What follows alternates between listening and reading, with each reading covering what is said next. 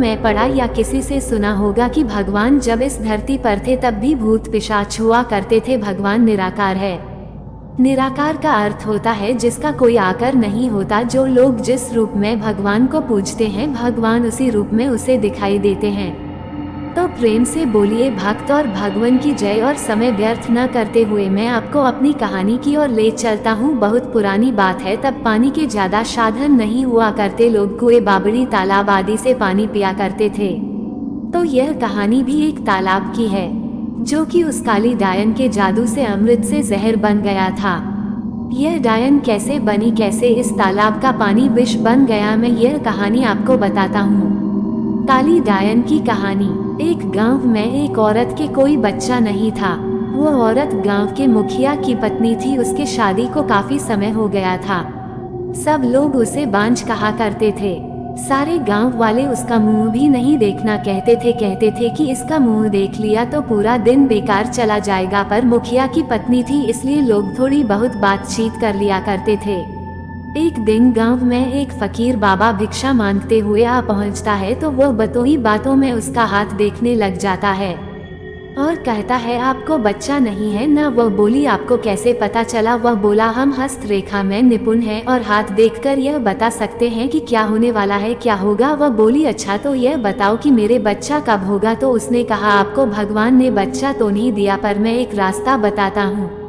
वो सुनो, अमावस्या की रात को किसी एक ऐसे लड़के की बलि पीपल के पेड़ के नीचे दो, जो अपने माँ बाप के एकलौता पुत्र हो, और उसके खून से अपने बाल धोना। फिर कहना, ए प्यासी आत्माओं, यह बलि मेरी तरफ से स्वीकार करो और मुझे एक पुत्र दे दो। एक लोटे में उस कुएं का पानी भरकर उसमें उसके शरीर की 2 बूंद मिलाकर खुद पी लेना और उस लड़के के सिर के बाल अपनी साड़ी की गांठ में बंधे रखना, तो तुम्हें अवश्य एक पुत्र पैदा होगा। इतना कहकर वह वहां से भिक्षा लेकर चला गया। उस दिन के ठीक 3 दिन बाद अमावस्या थी। उस औरत ने वही किया जो उस बाबा ने बताया था। उसने अपने देवरानी के लड़के की बलि दे दी और खून की 2 बूंदे पानी में मिलाकर खुद पी लिया और उस सिर के कुछ बाल को काटकर अपनी गांठ में बांध लिया और बिना पीछे मुड़े अपने घर आ गई। सुबह गांव वालों को पता चला कि मुखिए के भाई के बेटे को किसी ने मार के वहां फेंक रखा है। जब यह बात मुखिए और उसके भाई ने सुनी तो वह नंगे पैर दौड़ पड़े। धीरे धीरे सारा गांव इकट्ठा हो गया। उस लड़के की माँ का रो बुरा हाल हो गया था।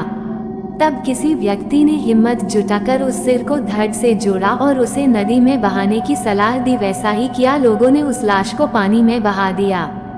सब लोग यही कह रहे थे, किसने किया, यह सब कैसे हुआ? सब लोगों के लिए यह घटना चिंता का विषय बन गई थी।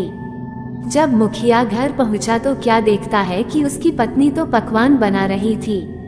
वह बड़ी खुश नजर आ रही थी। मुखिया ने क्रोध में कहा, क्या तुम्हें इस बात का बिल्कुल भी डर नहीं है कि हमारे भाई का बेटा मर गया है? वह पहले ऐसी नजरों से देखी जैसे कि उसे मार ही डालेगी, फिर कहने लगी, लड़का उसका मरा है, मेरा नहीं, मैं क्यों शोक मनाऊं? और हंसने लगी और कहने लगी, तुम पागल हो, तुम्हें तो खुश होना चाहिए कि अब तुम्हारे भी एक पुत्र आने वाला है और यह जानकर और खुशी होगी कि वह इस जायदाद का अकेला वारिस होगा। हाँ हाँ हाँ। वह फिर ऐसे हंसी। यह देखकर मुखिया से रहा नहीं गया और उसे जान से मारने के लिए तलवार उठाने चला गया। वह अंदर तलवार ढूंढ रहा था पर तलवार नहीं मिली। जब वो पत्नी के बेड के पास पहुंचा तो क्या देखता है कि सारे कपड़े खून से लथपथ हैं और तलवार भी वही पड़ी है और उस पर खून लगा है। वह यह सब देखते ही समझ गया कि यह सब इसने पुत्र प्राप्ति के लिए बलि दी है। उसने उसे मारने का विचार बनाया कि अभी मैं इसको मार दूंगा तो सब लोग मुझे गलत समझेंगे, और वह वहां से चला गया। उस दिन से गांव में ऐसी ऐसी घटना होने लगी। किसी की भैंस मर गई, किसी ने उसे मार डाला और उसके शरीर के अंग इधर उधर फैले पड़े जैसे कि किसी ने उसे नोच नोच कर खाया हो। तो किसी दिन किसी का कुत्ता, किसी का बच्चा, तो किसी की बकरी मर गई और उसी तरीके से वह मर रही थी। जिस तरीके भैंस को किसी ने मारा था, ऐसी घटना से सारा गांव परेशान था। किसी को यह समझ नहीं आ रहा था कि आखिर हो क्या रहा है। एक दिन की बात है, मुखिया रात को अपने गेट के पास सोया हुआ था। आधी रात के समय उसे गेट खुलने की आवाज आई। वह जाग गया। उसने देखा कि एक औरत बाल फिकरे हुए आधी रात को बाहर चली जा रही है। देखने में तो ऐसा लग रहा था कि जैसे उसको कोई खींच कर ले जा रहा हो। भादों अगस्त की काली रात थी। चारों तरफ से आवाजें आ रही थी, कहीं शेर तो कहीं कुत्ते भौंकते। ऐसा लग रहा था उसे कि जैसे यह रात जाने क्या कयामत ढाएगी। अचानक उसे एक गाय के बछड़े के रंभाने की आवाज आई। वह समझ गया हो न हो यही सारे गांव की बर्बादी का कारण है। मुखिया के दिमाग में एक आइडिया आया कि क्यों न मैं चलकर देखूं कि यह कहाँ जाती है।